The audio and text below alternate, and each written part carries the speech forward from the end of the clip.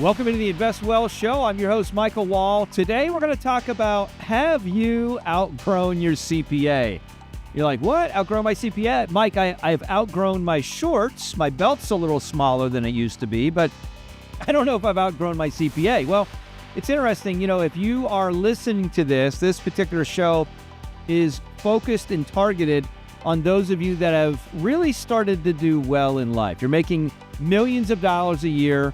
And you're in a situation where you're saying, gosh, I am just getting killed in taxes. What can or should I do? And that's kind of the trillion-dollar question, isn't it? What should I do?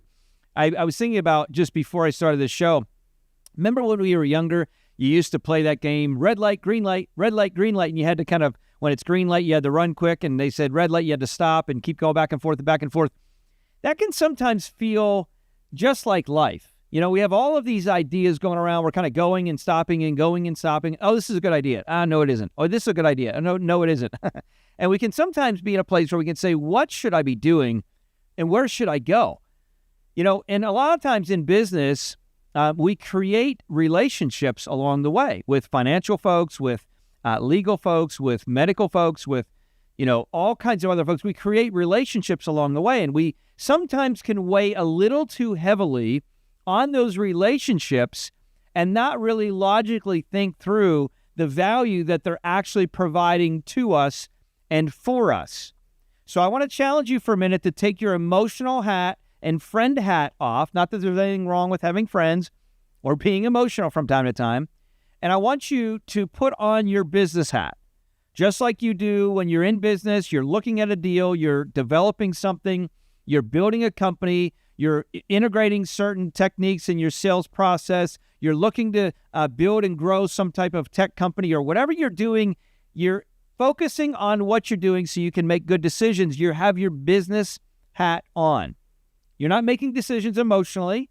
You're making decisions from a business lens. Does this make sense, dollars and cents wise? And so I want to challenge you to think about that in relation to the interactions that you have. In particular, I'm going to talk today about the CPA relationship, right? This is something where many folks are engaged in some type of a relationship with a CPA, right? Or an enrolled agent or something like that. And oftentimes, if you're like me, you're in a place where maybe you've developed a relationship when you started in business.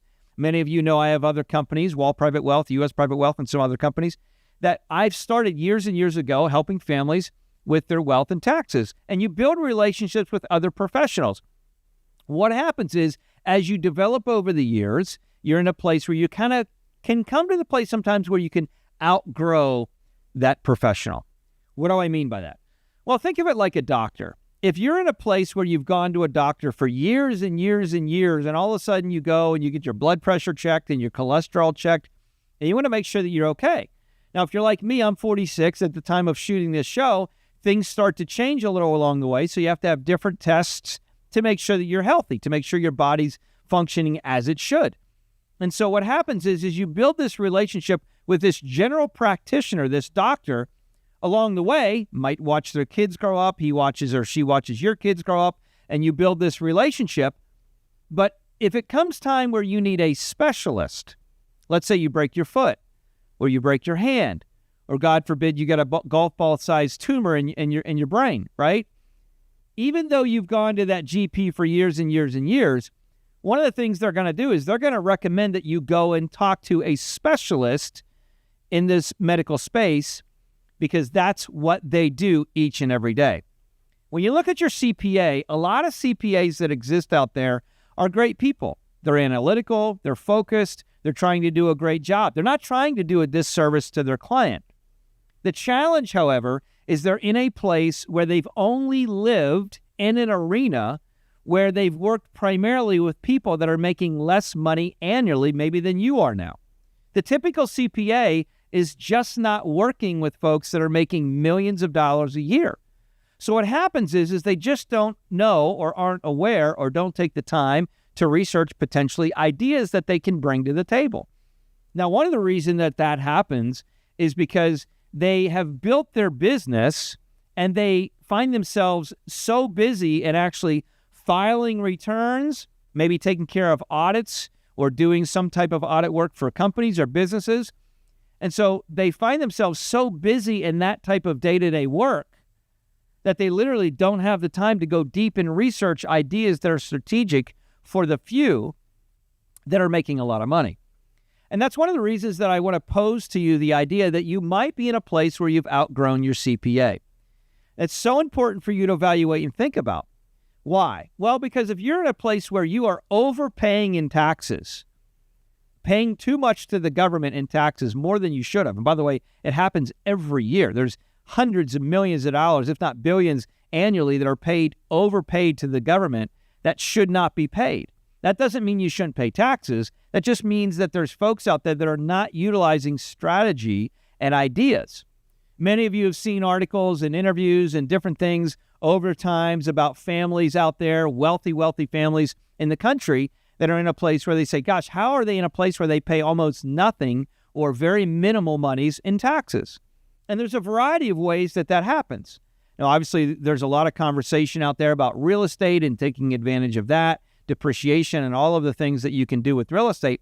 But there's a lot of other strategies that exist out there, more than just utilizing, like as an example, the Augusta rule, which you've probably seen little videos on social media talking about, hey, you should be taking advantage of that and taking advantage of this. And there's an organization that talks about the Rockefellers and how they've done some certain things along the way. The reality of it is the tax code changes every single year. And so being proactive in the process and being able to scour the code to really unpack and uncover things that live in the code that would be appropriate to you that you may not be aware of. Remember, a lot of people don't know what they want because they don't know what's available. And as you grow in your income, oftentimes your CPA just doesn't have some of the ideas to help you in the place that you really need help along the way. So my challenge to you, as I kind of land the plane on this show, is to be thinking about a couple things. Are you looking at your relationship professionally through an emotional friend lens? Is it the friend zone? Or are you looking at through the business lens? Now, that doesn't mean you can't create friendships with people that you do business with. It just means that you need to make sure and ensure that you are receiving significant value for the dollars that you're paying for their services. And by the way, it's okay to pay more for services sometimes if you receive much greater value. So make sure that you're thinking outside the box that way.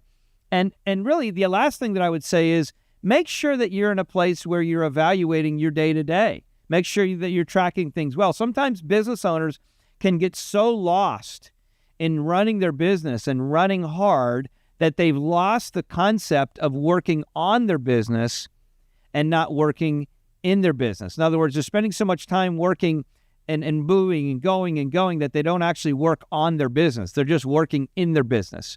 So I want to challenge you to think like that. Listen, the sponsors of this show, Wall Private Wealth, is a company that's done a great job of coming alongside high-income families for years. So if you got questions, the domain is going to be on the screen. You can head over there, reach out to the team. Or if you're listening to this via audio, it's leanonthewall.com. And check them out, have a conversation with a team member there. But I'm going to challenge you to think about whether or not you have outgrown your CPA. It's a great question.